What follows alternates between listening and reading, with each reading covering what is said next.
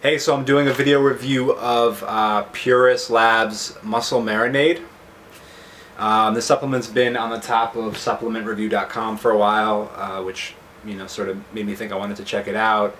I'm gonna be honest, it's not a super positive review. I didn't have a great experience with it, but we can just go through and talk about some of it. So first off, just my experience with it. It's a one scoop product, so it's not a concentrated thing. It's a big hefty scoop. Taste is all right. I would say it seems to give you more of an adrenaline boost than just straight up physical energy. So I didn't feel super energetic or like I just needed to move, but I definitely could sense that there was something going on in terms of adrenaline in my system. So looking at the ingredient list, what you'll see is that there's a BCAA complex, and the dosages in there are pretty standard and solid for a pre-workout. So you don't need to do anything else in terms of drinking a pre-workout protein shake or something like that, because you got all those aminos in there. The creatine monohydrate, that's my major beef with this product. 6 grams of creatine monohydrate is kind of a lot.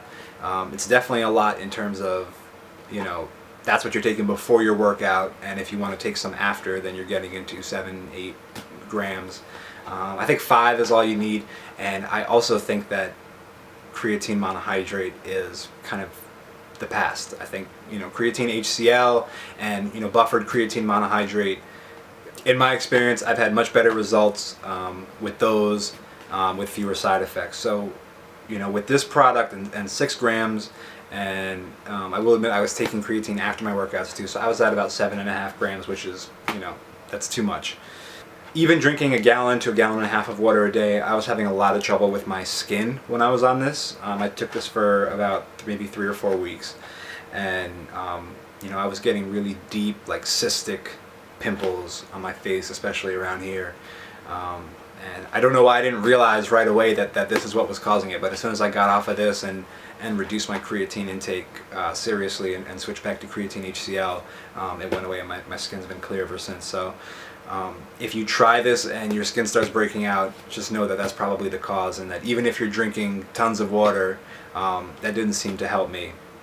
What they call the controlled sympathomimetic psychoactive adrenal stimulant complex, that's really over the top way of describing it, and it gets worse, because what they're calling 1,3,7 trimethylxanthine it's just caffeine. There's no reason to use the chemical name.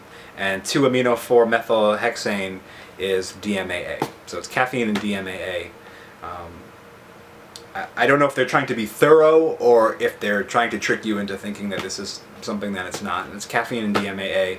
Most people who've used pre-workouts know what that means. So DMAA is not something you can use if you're competing in the NCAA. It's banned by different sporting bodies, so that's something to keep in mind, that this is not something you can take if you're getting tested for performance enhancing drugs. And I can't say that it was crazy effective. It was all right. The workouts were fine. I do have to say one positive for this product is really no hint of a crash, and it makes you. It's one of those products that has you staying in the gym longer than you had planned to stay. And I would say probably less so than the other supplements that I reviewed, which includes Pre-Gym and NeuroCore. They also have what they call electrolyte balancing, vasodilatory supporting intramuscular hyperhydration complex. Again, it's salt and potassium. You don't need to describe it that way. It's your basic sort of hydration supplements that you're going to be taking, so it's a little over the top in the way that they describe it. Then they have a cortisol reduction antioxidant blend. I don't know a whole. I mean, it's ascorbic. It's vitamin C and vitamin E, and then they also have selenium amino acid chelate in there. I don't know much about that supplement.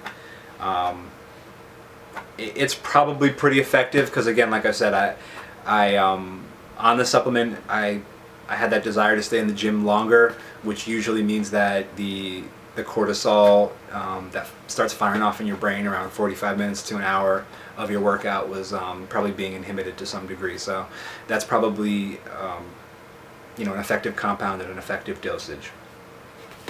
So to wrap up, Muscle Marinade, not my favorite. It's pretty expensive. I certainly wouldn't pay that much for it. I think some people will probably say, oh, well, this is for, hardcore, super crazy, people lifting 400, 500, 600 pounds. And, if you're drinking 2-3 gallons of water a day, then the creatine monohydrate is fine. That might be true. For your everyday sort of workout fanatic, I don't think it's a super great product. I think the main thing that bothers me about it is the creatine issue. It's just a lot of creatine, and it's a lot of cheap creatine monohydrate, and you're going to get a better effect with creatine HCl or a buffered creatine monohydrate. As for the stimulants, it's caffeine and DMAA, despite all the fancy words that they put on the package. If you're familiar with pre-workouts, you probably have used those at some point, so the sort of the upside and the downside to them. DMAA is not the safest thing in the world. It's not the most dangerous thing in the world either, but it's just something to sort of have in mind if you're going to check out the supplement. But I put it pretty low down on my list, and it's not something that I'm going to be picking up again. And actually, if you're in the New York metro area and you want to buy my half a tub and check it out, feel free. I'll give you a good deal. Send me a message. Alright, thanks, and check out more videos. I gotta get some more stuff out there. Thank you.